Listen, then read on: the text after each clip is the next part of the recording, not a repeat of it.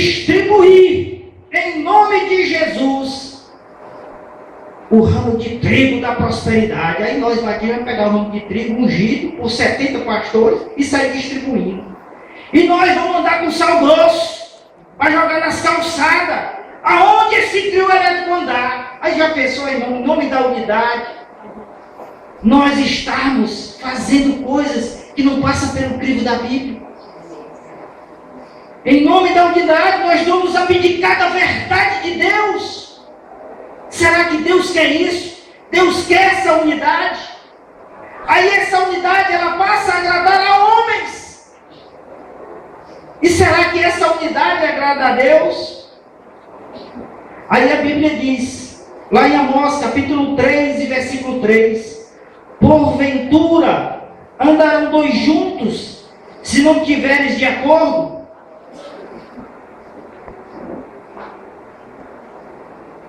Respeito muito o trabalho daqueles que buscam a unidade no meio evangélico.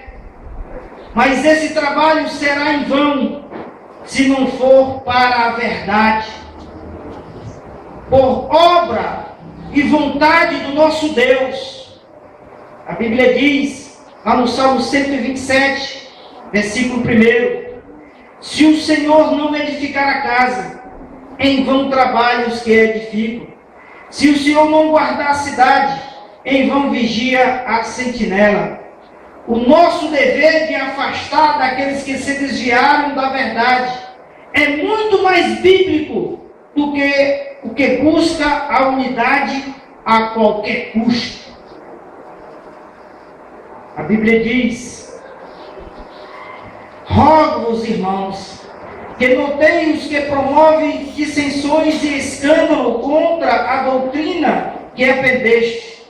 Desviai-vos deles. Romanos, capítulo 16 e versículo 17.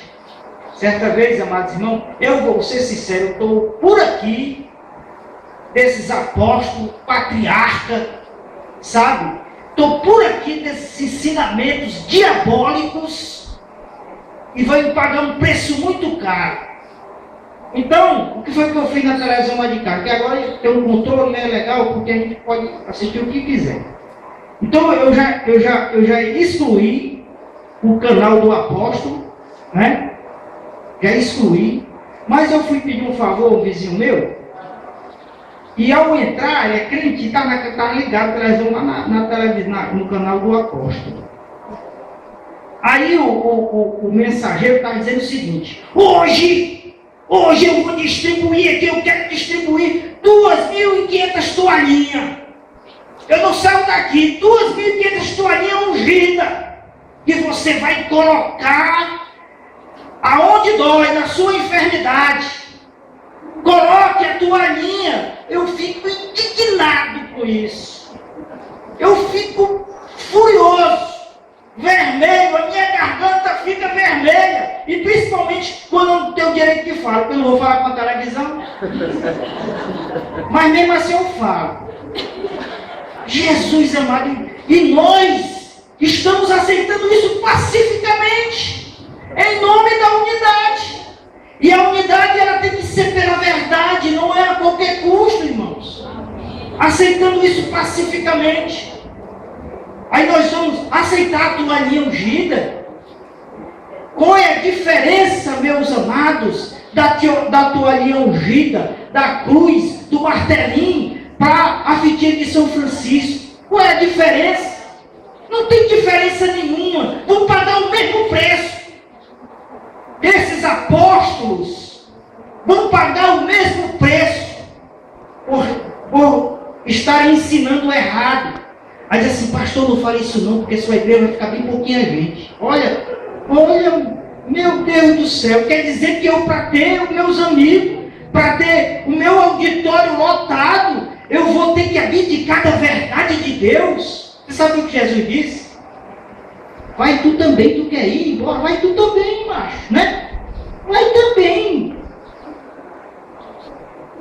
Terceiro, a unidade é mediante a fé. Se cremos todos em conformidade da fé, Essa é a unidade que deve ser buscada, a unidade da fé. A união cristã verdadeira, ainda que a distância nos separe, Paulo ensina que devemos nos suportar uns aos outros em amor, procurando guardar a unidade do Espírito pelo vínculo da paz. Efésios, capítulo 4, versículos 2 e 3. Para isso, foi-nos dado um para apóstolo, outros para profetas, outros para evangelistas, outros para pastores, doutores, querendo o aperfeiçoamento dos santos, até que todos cheguemos à unidade da fé e ao conhecimento do Filho de Deus, a homens perfeitos, à medida da estatura completa de Cristo, para que não sejamos mais meninos inconstantes, levados em roda por meio do vento de doutrina, pelo engano de homens que com astúcia enganam fraudulosamente. Amados irmãos, a Bíblia está dizendo, não é só eu não. Homens com astúcia enganam fraudulosamente. Usam o texto como pretexto para falar aquela sua ideia. E de repente choram. Aí já pensou, irmãos, estou mudando o conceito do Evangelho. Eu não vou nem perguntar aqui, porque eu posso ficar com vergonha. Mas eu creio que não vou ficar não, porque os pastores daqui ensinam muito bem, e saíram muitos seminaristas daqui, o irmão Robert Val saiu daqui, né? Robert Val, missionário. Porque assim, o que significa Evangelho? Você sabe o que as pessoas estão aprendendo aí? Que significa, Evangelho está significando libertação. Evangelho está significando prosperidade, sucesso profissional. Evangelho está significando o milagre, o livro do milagre, a mensagem do milagre, da libertação e do poder de Deus. E o Evangelho não significa isso não, irmãos. Isso é consequência daquele que aceita Cristo. Evangelho é boa nova de salvação. Você querer só a libertação, a cura física, o sucesso financeiro, a vida de prosperidade, é muito pouco. É muito pouco. É café pequeno para Jesus. Porque isso é uma consequência do cristão. Você sabe o que é que Jesus quer fazer com cada um? Com cada um. É curar a alma, da vida eterna, uma morada celestial. E aquele que recebe a Jesus como seu único e suficiente Salvador, consequentemente, com a vida consagrada a Deus, vai ter uma vida de libertação, de cura, e uma vida progressiva. Mas não. O que estão ensinando é um conceito diferente do Evangelho de Jesus. Mas vejam aqui, amados irmãos, que a unidade, além de ser pela fé, essa unidade, ela ocorre na separação. Ora, hoje não é muito problema. Antigamente, quando eu aceitei a Cristo, há 30 anos atrás, não faz muito tempo, né? 30 anos atrás, era um tabu no meu batismo, paradigma, falar sobre a doutrina do Espírito Santo, sobre os dons espirituais. Sabe por quê? Porque tudo se resumia ao dom de línguas. E isso fazia separação entre os batistas e os pentecostais. E não existiam os neopentecostais e essas outras heresias que estão aparecendo agora. Não é? Não existia isso, mas existia esse tabu. Alguns pastores batistas não levavam esse assunto para a igreja, para a congregação, até por não dominarem bem o assunto, até para não incitar o conhecimento, não é? Então, hoje em dia não é nem tem tanto problema. Nós não temos grandes problemas por causa da doutrina do Espírito Santo de Deus. Por quê? Porque nós aprendemos que a evidência do batismo no Espírito Santo é a vida cristã, fruto do Espírito. Se você é batizado no Espírito Santo, você aceitou a Jesus como Salvador e a sua vida está dando fruto. Essa é a evidência. Já a doutrina pentecostal diz que a evidência do batismo é o falar em línguas. E é uma confusão grande, porque entra na história essa língua estrangeira é estranha dos anjos. Mas isso não é nem grande problema. Antigamente, uma igreja batista dificilmente recebia um membro de uma igreja pentecostal. Era muito mais fácil nós perdermos os nossos membros do que ganharmos. Mas a coisa está se invertendo. Sabe por quê? Porque muitas pessoas já não estão aceitando babaquice. Agora eu quero que pegue aqui, ó, a oferta de quem vai dar R$2.000. É aqui a fila de quem vai dar a oferta de R$1.000, aqui de 500. Mas não saia sem dar pelo menos R$1. Aí todo mundo tem que cooperar. Aí tem gente que não aguenta, sabe? Aí todo mundo vindo para uma igreja séria. O nosso problema agora é outro. Mais interessante, que o ensinamento era o seguinte: busque o dom do Espírito, busque o dom de profecia. O dom de profecia, sabe como era ensinado? Era o dom da adivinhação. Aí ele diz assim: eu sou um profeta, eu creio que nessa noite, pessoas aqui nessa igreja saíram de casa, mulher, vou mexer com mulher, e brigou com o marido. Irmão, não tem 50 mulheres, vai ter um que saiu de casa e discutiu com o marido, não deu nem bem de errar. Né?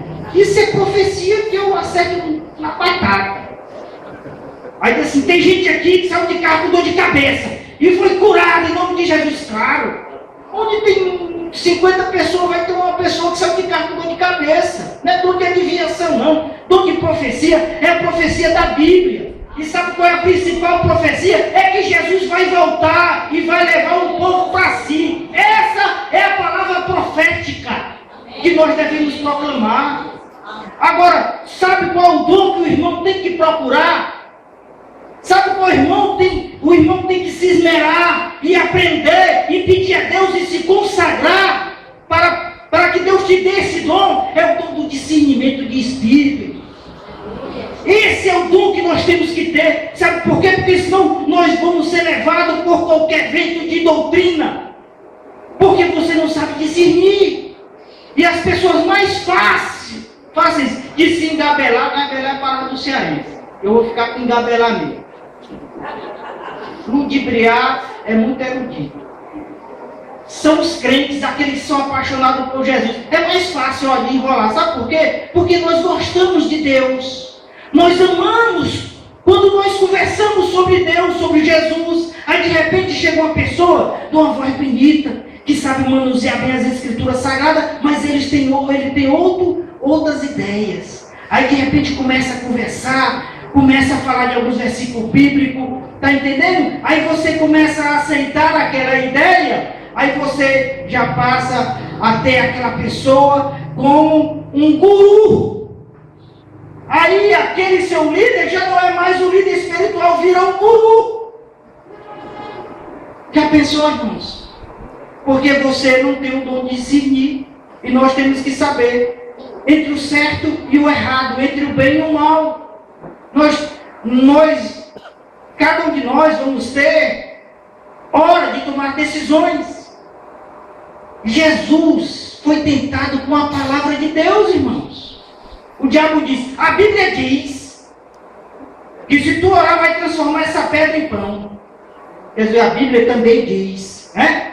Ah, mas a palavra diz, Deus diz que nada vai te acontecer, joga daqui para baixo. Aí Jesus diz, a Bíblia também diz, né? Peça a Deus o dom do discernimento.